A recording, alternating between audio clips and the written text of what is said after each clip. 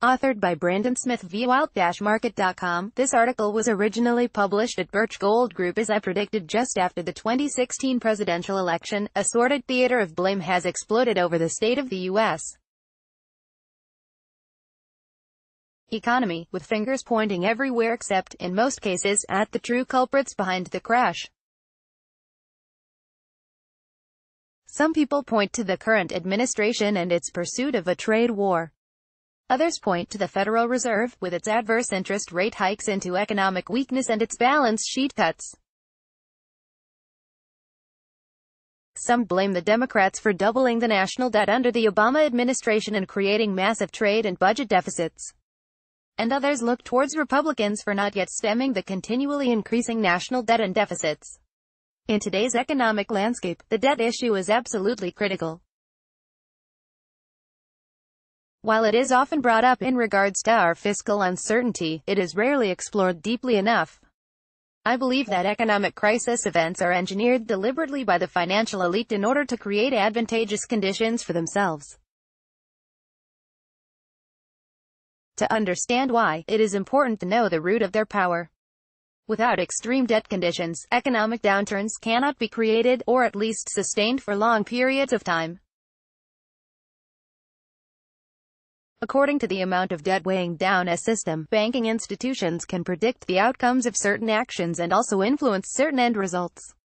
For example, if the Fed was interested in conjuring a debt-based bubble, a classic strategy would be to set interest rates artificially low for far too long.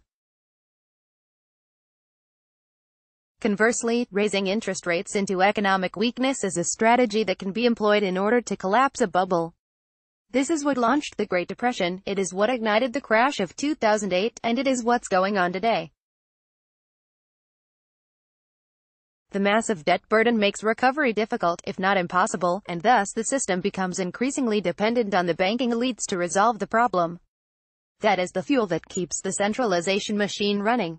I am not talking about standard lending, though this can be a factor. What I'm talking about is debt created through policy, debt that's created in an instant through the use of subversive and arbitrary measures, like central bank balance sheet initiatives or interest rates. And debt that's created through collusion between central banks, international banks, ratings agencies, and government using the removal of regulations, or the implementation of unfair regulatory standards. The banks have known this for quite some time and have exploited the opiate of easy money to leverage entire nations and cultures into servitude or self-destruction. To illustrate this point, let's look at the debt numbers today. The national debt is closing in on $22 trillion, with over $1 trillion a year currently being added for the American taxpayer. Corporate debt is at historic highs not seen since 2008, with U.S. household debt currently stands at around $13.3 trillion, which is $618 billion higher than the last peak back in 2008, during the credit crisis. U.S. credit card debt surpassed $1 trillion for the first time in 2018, the highest single-year amount since 2007. Once again, we see the debt levels are spiking beyond the lines crossed just before the crash of 2008. So how can this debt be exploited to engineer an economic crisis? Let's start with household and consumer debt. One would think that with so much lending and creation of consumer debt, we would see a massive expansion in home and auto markets. And for a time, we did. The problem was that most home purchases were being undertaken by major corporations like BlackRock, as they devoured distressed mortgages by the thousands and then turned those homes into rentals. In the auto market, there was a large spike in buying driven by lending, but this lending was accomplished through ARM-style car loans, the same kind of loans with lax standards that helped cause the mortgage crisis in 2008. Today, both in the housing market and the auto market, a crash is indeed taking place as the Fed raises interest rates and makes holding these loans ever more expensive. Pending home sales have tumbled to a 4-year low, as 1 in 4 homes on the market is now forced to lower prices. Debt is becoming expensive, and therefore demand is slumping. Overall U.S. auto sales began a precipitous decline this September, which has continued through November, mostly due to higher interest rates. It is clear that an economic crash, which some are merely calling a bear market, is indicated in the swift decline in housing and autos, two of the most vital consumer sectors. But what about corporate debt?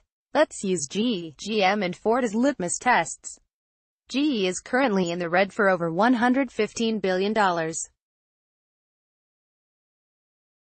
And this doesn't include its pension promises to employees, which amount to over $100 billion. Given that only $71 billion has been earmarked to cover the payments, any rate hikes from the Fed constitute a millstone on the necks of GE. Likely result will be continued layoffs.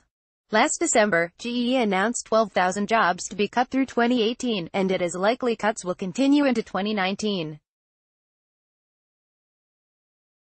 GM, with long-term debt of $102 billion as of September and cash holdings of around $35 billion, is now cutting over 14,000 jobs and shutting down multiple factories in the U.S. This is due, in part, to a combination of interest rate hikes and tariffs.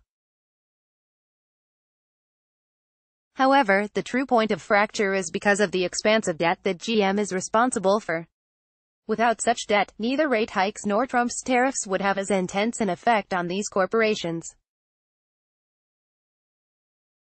Ford, not to be outdone by GM, is set to announce up to 25,000 job cuts, though the bulk of them may be implemented in Europe. Ford has called this report by Morgan Stanley premature, but we saw many similar, non-denial denials of these kinds of info leaks during the crash of 2008, and most of them ended up being true. Ford saw its debt rating downgraded by Moody's earlier this year to one step above junk. With current liabilities of around $100 billion and only $25 billion in cash holdings, Ford is yet another company on the verge of crumbling due to huge liabilities it cannot afford to pay more interest on. We can see the stress that the Fed is able to place on corporations by looking at their stock buyback expenditures over the past few years. Until recently, it was the Fed's low interest rates, overnight loans, and balance sheet purchases that allowed companies to buy back their own stocks and thereby artificially prop up the markets. In fact, one could argue that without stock buybacks, the bull rally that started in 2009 would have died out a long time ago and we would have returned to crash conditions much sooner. Well, there is exactly what is happening today. Stock buybacks in the last half of 2018 are dwindling as the Fed tightens policy and interest rates draw ever closer to the designated neutral rate of inflation. All it took is a measly 2% increase in interest to create a crisis, but with the level of debt choking the system, this should not be surprising to anyone. By lowering interest rates to near zero, what the Fed did was create a culture of irresponsible risk, and I believe they did this knowingly.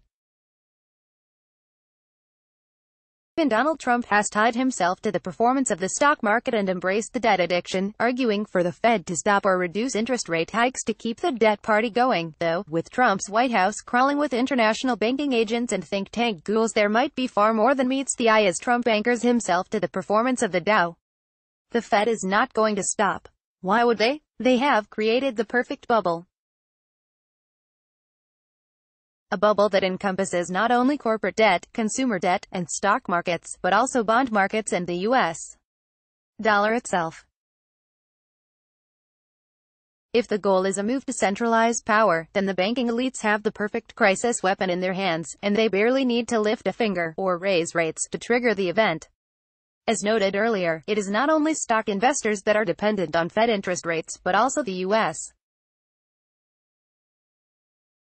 government. As Treasury debt becomes less desirable for foreign buyers, the higher the potential interest barrier for the U.S., the higher the cost, and the less faith foreign buyers have in our ability to cover our liabilities while the Fed is still tightening. Both China and Japan have been quietly reducing Treasury holdings and purchases. Failing bond auctions have been cited as a trigger for spikes in Treasury yields since the beginning of 2018. Again, even U.S. debt and the dollar are embroiled in the everything bubble. Debt in itself is not necessarily just a tool to gain more wealth, it is also a tool to change and mold societies through financial leverage and disaster. To understand who is creating any fiscal downturn, and to understand who benefits from economic crisis, one only needs to consider who controls the debt.